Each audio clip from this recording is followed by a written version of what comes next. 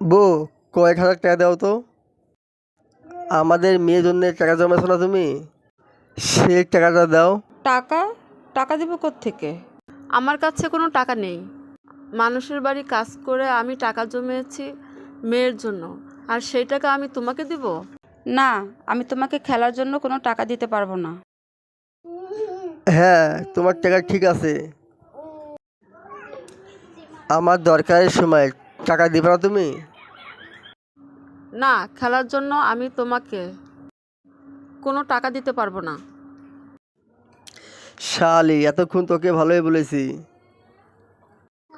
মনে হচ্ছে ভালো কথায় কাজ হবে না। ঘরে যতগুলো টাকা আছে সব আমাকে দে। তুই কাজ করলে তোর টাকা হয়ে যায়, আর আমি কাজ করলে আমার টাকা হয় না? সবই কি তোর টাকা হয়ে যায়? বাবা, তুমি মাকে এভাবে মারতে পারলে? এতক্ষণ ধরে তোর মাকে বুঝিয়েছি, তোর মা নাকি একটি টাকাও দেবে না আমাকে। তাহলে মারবো না কি করব? থাক তোরা, চললাম আমি। মা, তুমি মনে কষ্ট পেও না। দেখো, বাবা একদিন ঠিকই শুধরাবে। কিরে, সেদিন যে খেলার জন্য টাকা নিলি, তারপর থেকে তো তোর কোনো পাত্তাই নেই। যদি নাই দিতে পারবি তাহলে ধার নিয়েছিস কেন? এখন টাকা কিভাবে দিবি সেটা আমার জানার বিষয় না।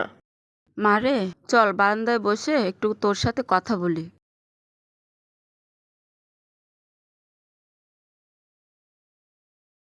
কি বলবে বলো?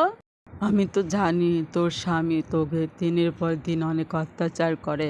এই কারণেই তোর জন্য একটি পাত্র দেখে এসেছি আমি। তুই যদি রাজি থাকিস তাহলে আমি পাত্রর সাথে কথা বলবো। কি বলছো খালা? এই ধরনের কথা তুমি ভাবলে কি করে? আমি কি বলেছি কখনো তুমি আমার জন্য পাত্র দেখো? আমি যেমন আছি তেমনই সুখে আছি।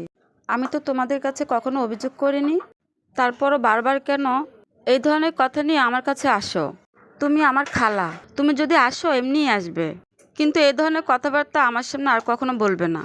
এখন তুমি যাও খালা, তোমার সাথে আমার এখন আর কথা বলতে ইচ্ছে করছে না। ঠিক আছে, তবে আমি যাচ্ছি, কিন্তু তুই একদিন বুঝবি যে আমি তোর ভালোই চেয়েছিলাম। খালার এই স্বভাবটাই গেল না, শুধু শুধু বকবক করা। টাকা যখন পাবি দিতে তো হবেই, আজ হোক কাল হোক। এত চিল্লাচিল্লি করার কি আছে? তুই একটু বেশি বলিস। আরে তোরা মারামারি করছিস কেন? মারামারি করলে কি সব সমাধান হয়ে যাবে? চাচি চাচি, জলদি জলদি ঘুম শিখে ওঠো। চাচি, চাচা কে জানি মারতাছে। কি কি বলছিস? চল তো দেখি।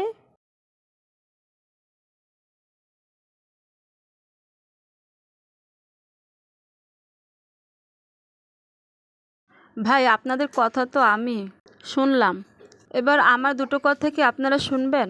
আপনারা তো এই পর্যন্ত অনেক সময় দিয়েছেন। আমার মুখের দিকে তাকিয়ে আপনারা আর 2 দিন সময় দেন। ওনার হয়ে আমি আপনাদের টাকাটা শোধ করে দিব। আমার উপরে এই বিশ্বাসটুকু রাখেন আপনারা। সকালবেলা তো তোমাকে মারধর করলাম, আর তুমি আমাকে এত বড় বিপদের হাত থেকে উদ্ধার করেছো। ঠিক আছে, তোমার কথায় আর অবাধ্য হব না। আজ থেকে তোমার আমি সব কথাই শুনবো। হ্যাঁ, তুমি যদি ওই খেলায় মন না দিয়ে এই সংসারে মন দিতে, তাহলে আমাদের ছোট পরিবারটা অনেক সুখী থাকতো।